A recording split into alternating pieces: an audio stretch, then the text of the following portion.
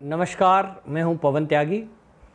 आज हम बात करेंगे आर्टिकल 30। हमारे संविधान की जो धारा 30 है, उसमें जब देश आज़ाद हुआ उस समय की स्थितियों के अनुसार एक सुविधा दी गई, क्योंकि उस समय हमारा जब देश का बंटवारा हुआ सन 1947 में, तो वो धर्म के आधार पर हुआ था। जो इस्लाम के मानने वाले थे यानी मुसलमान थे, उन्होंने कहा कि हमें अलग एक स्थान चाहिए जिसको पाकिस्तान नाम दिया गया। तो मुसलमान ज़्यादातर वहाँ चले गए और जो हिंदू थे वो भारत में रह गए। लेकिन कुछ मुसलमान और कुछ ईसाई ऐसे थे जो पाकिस्तान नहीं गए, उन्होंने कहा हमें भारत में ही रहना है।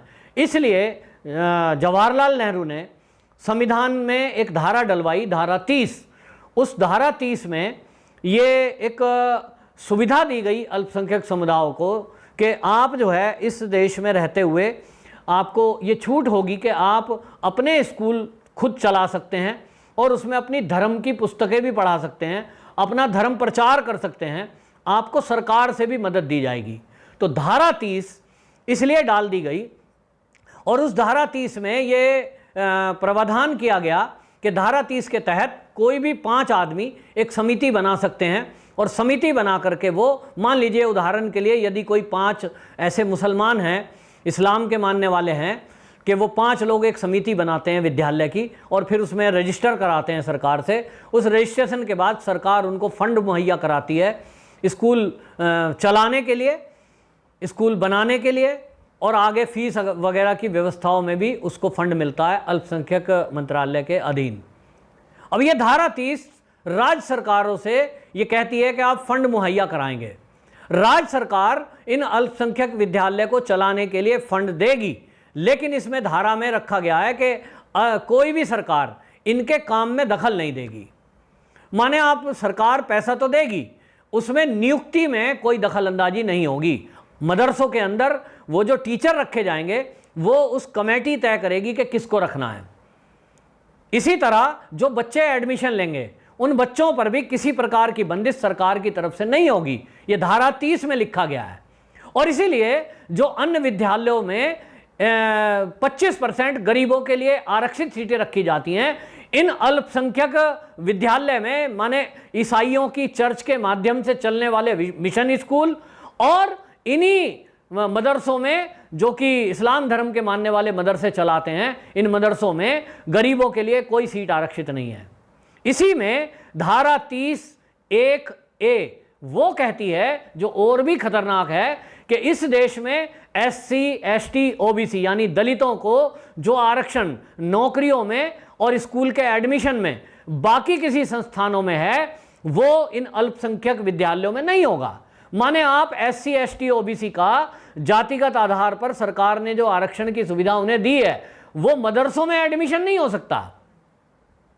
और ये कांग्रेस की एक साजिश साबित हुई। जैसा धारा 370 कश्मीर में लगाई, वो टेम्परेरी थी, थोड़े दिन के लिए थी, लेकिन जब वो डेवलप हो गया उसके बाद उस धारा को हटा देना था, नहीं हटाया गया।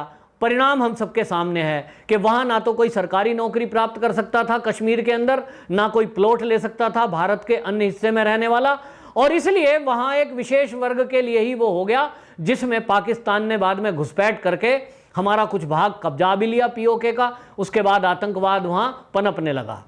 यही नतीजा कुछ ये मदरसों का रिजल्ट भी इसी तरह देखने में आया कि मदरसे में पढ़ने वाले बच्चे केवल उर्दू पढ़ते हैं, कुरान हदीस पढ़ते हैं, उसी में स्कॉलर प्राप्त करते हैं, IAS तक बन जाते हैं। लेकिन वहीं इस देश में संविधान की धारा 15, वो धारा 15 क्या कहती है कि ऐसे मौलिक अधिकार जो ये सुनिश्चित करते हैं कि किसी भी भारतीय नागरिक को उसकी जाति, धर्म, लिंग या जन्म स्थान के आधार पर उसके साथ भेद नहीं किया जाएगा और सरकार की जिम्मेदारी है कि यह भेदभाव ना होने दे। अब आप समझिए कि धारा 15 संविधान की वो कहती है कि किसी भी भारत के वासी के साथ जाति और धर्म के आधार पर भेदभाव नहीं किया जाए। वहीं धारा 30 क्या कह रही है कि जिसका धर्म इस्लाम को मानता है, मुसलमान है इस देश में, या कोई ईसाई है, उसको विशेष छूट है कि वो अपने विद्यालयों में धार्मिक ग्रंथ पढ़ा सकता है, बाइबिल पढ़ा सकता है, कुरान पढ़ा सकता है। लेकिन हिंदू स्कूल गीता रामायण, वेद, उपनिषद पढ़ाएंगे, पढ़ाएं तो पढ़ाने को नहीं रोकता है, लेकिन सरकार की मान्यता नहीं है। उस बेस पर कोई सरकारी नौकरी प्राप्त नहीं कर सकता कि साहब हमने वेद में डिग्री प्राप्त करी है, हम शास्त्री जी हैं, हमें संस्कृत का, वेदों का ज्ञान है, तो हमें कोई सरकारी नौकरी मिल जाए। नहीं मिल सकती सर। यही गड़बड़ी है इस संविधान की धारा 30 की, कि वो कुरान हदीस पढ़ने वाला गवर्नमेंट जॉब पा सकता है, बाइबल पढ़ने वाला गवर्नमेंट जॉब पा सकता है चर्च के स्कूल में पढ़कर, लेकिन एक गुरुकुल में पढ़ा हुआ बच्चा जिसने वेद, पुराण, उपनिषद, गीता पढ़ी हो, रामायण पढ़ी हो, पीएचडी की हो साधु संतों के सब्जेक्ट पर, वो उसको डिग्री लेकर मिलेगी तो नौकरी नहीं मिल सकती। और इसीलिए इस धारा का विरोध हो रहा है। अब इसको हटाने की मांग जोरों से चल पड़ी है।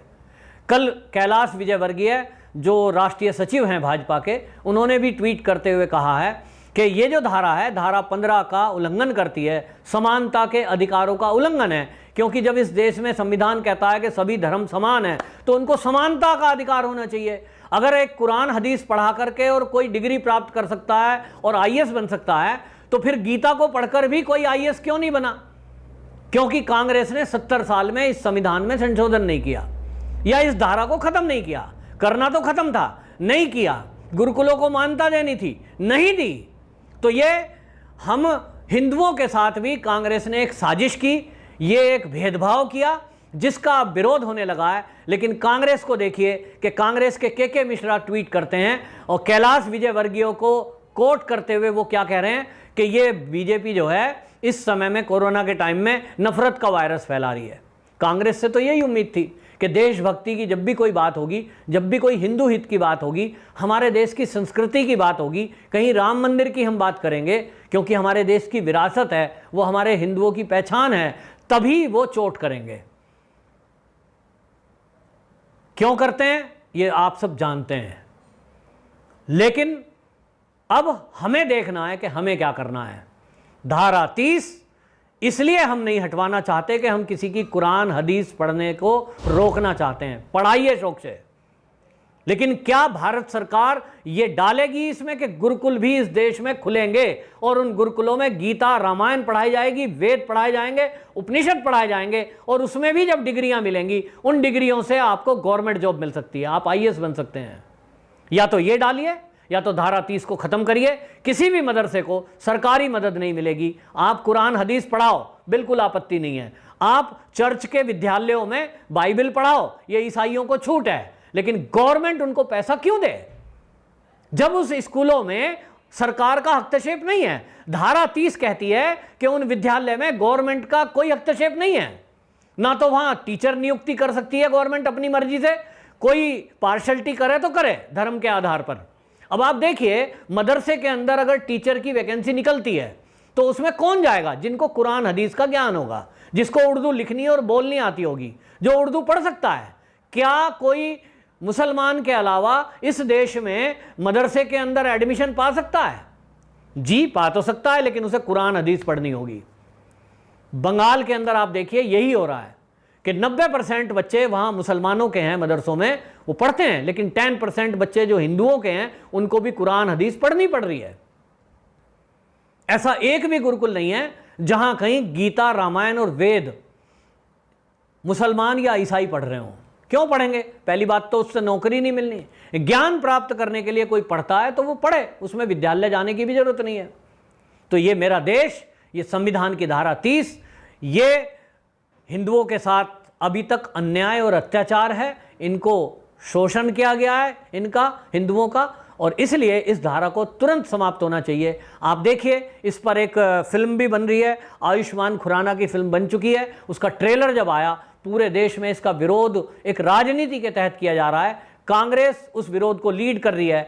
आने वाले दिनों में जैसा आपने सीएए का विरोध देखा इस देश में, मुझे ताज्जुब नहीं है कि कांग्रेस और विरोधी दल इसी तरह का विरोध इस फिल्म का ना कराएं। सुप्रीम कोर्ट में एप्लीकेशन लेकर लोग जा चुके हैं, लेकिन अब सुप्रीम कोर्ट तय करेगा कि वो धारा के बारे में बनाई गई फिल्म, जो कि सच दिखाती है कि धारा 15 समानता कहती है, धारा 30 किस तरह से एक धर्म को किताब, अपनी धर्मगुरु ग्रंथ पढ़ाने की छूट देती है, वहीं दूसरे हिंदू धर्मों की किताबों को पढ़ाने पर इस देश में कोई सरकारी नौकरी नहीं है। और अन्य जो अल्पसंख्यकों के विद्यालय हैं वहाँ सरकार का पूरा नियंत्रण है। कोई भी गड़बड़ी पाई जाती है उसकी मान्यता रद्द कर दी जाती है, लेकिन किसी भी मदरसे की या किसी भी चर्च के स्कूल की कोई मान्यता रद्द सरकार नहीं कर सकती। ये विसंगति है, इसको दूर होना चाहिए। कोई मेन मीडिया इसको दिखाए ना दिखाए, सोशल मीडिया के माध्यम से आपका हमारा फर्ज है इसको अधिक से अधिक फैलाएं, ताकि देश में एक जागरूकता आए और जो अच्छे लोग हैं, जो सच्चे लोग हैं, इसके पक्ष में खड़े हों, ताकि सरकार पर इसका दबाव बनाया जा सके कि जिस तरह से धारा 370 इस देश में एक विसंगति थी उसको आपने दूर किया, तो मोदी जी इस धारा 30 को भी ख़त्म करिए, देश में एक समान सबको रहने का अधिकार दीजिए। नमस्कार।